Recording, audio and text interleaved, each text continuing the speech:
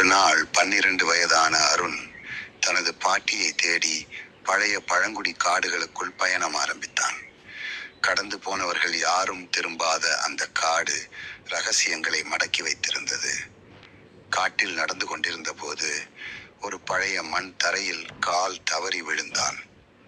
விழுந்த இடம் ஓர் அடுக்குமாடி கோபுரத்தின் உள்நுழைவாயில். அங்கு சுவரில் எழுதியிருந்தது, உண்மை உள்ளவனுக்கே வெளிச்சம் காத்திருக்கிறது. அருண் துணிச்சலோடு உள்ளே நுழைந்து மர்ம கதவுகளை திறந்தான். ஒவ்வொரு கதவையும் திறக்க ஒரு புதிர்.